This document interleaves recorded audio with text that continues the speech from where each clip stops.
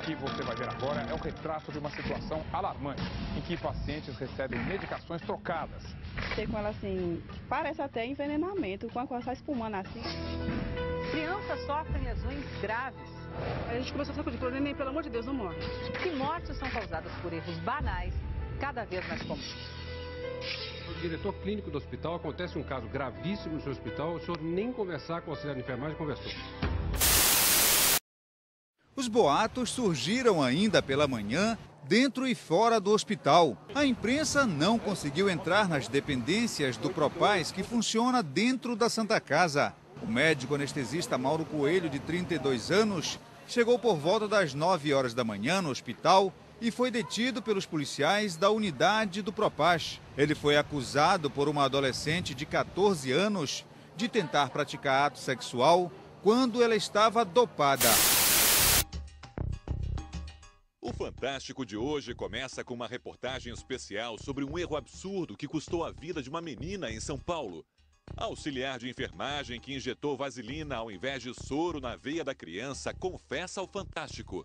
Esse instante de que eu olhei para a garrafa, mas não vi, esse instante eu não tenho como fugir, como escapar. Caso Roger Abdelmaci.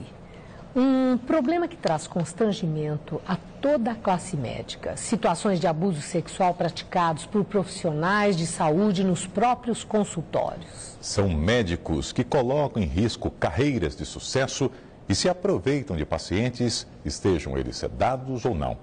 Muitas vezes a própria fama profissional dá a falsa impressão de que eles nunca vão ser descobertos ou punidos. O que leva alguém a se arriscar tanto para satisfazer desejos, para ter prazer? Fama, fortuna, reconhecimento profissional facilitam a transgressão? A pessoa muitas vezes ela sente a necessidade de transgredir, de ter um prazer, porque este é o único prazer que aquela pessoa consegue ter. Ele é associado ao sentimento de que a pessoa se sinta ainda mais poderosa, gerando uma espécie de círculo vicioso que, de uma certa maneira, mantém essas pessoas afastadas daquilo que realmente lhes causa angústia, que é a impossibilidade de ter relações plenas, integradas e completas. O psiquiatra Sérgio Campanella, membro do projeto Sexualidade do Hospital das Clínicas de São Paulo, elabora, a nosso pedido, uma teoria que ele faz questão de ressaltar é baseada em fatos presumidos e construída sem a necessária proximidade com a pessoa analisada. Mesmo assim, o diagnóstico aponta para um transtorno de personalidade.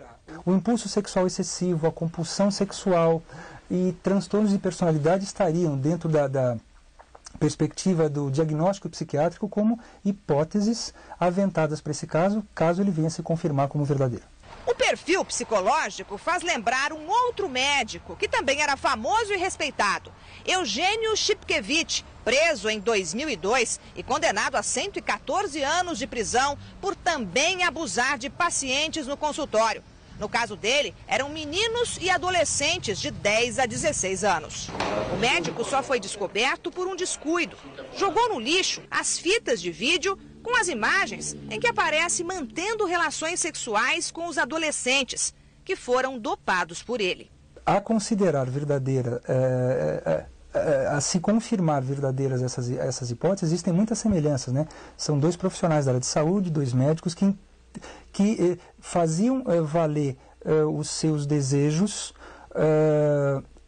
por intermédio de uma estrutura planejada, calculada, à revelia da aquiescência das pessoas envolvidas e essa transgressão e esse risco aparentemente como alguma coisa que podia intensificar em muitas vezes esse prazer. Os pacientes do pediatra não lembravam de nada quando acordavam.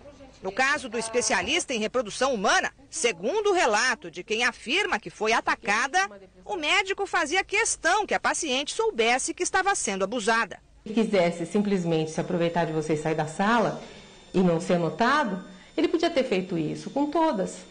Mas ele esperava acordar, esperava você ver que você estava sendo atacada para depois sair, você ficava com aquele sentimento horrível. Eu acho que ele sentia prazer nisso. A gente vê isso muito, por exemplo, num tipo de parafilia de perversão chamada voyeurismo e exibicionismo. Quer dizer, quanto mais impacto um indivíduo cause no outro, mais isso o excita, como uma forma possível e doentia de ter prazer. O transtorno é uma doença, diz o psiquiatra, o que não isenta o agressor de culpa. Segundo Sérgio Campanella, em nenhum momento ele perde a consciência do que está fazendo. Pessoas em que se confirme o diagnóstico de transtorno de personalidade e os quadros de perversões sexuais estão inseridos nas classificações psiquiátricas nos dias de hoje, dentro desse grande diagnóstico maior, que elas realmente possam ser consideradas responsáveis pelos seus atos e pagar por eles.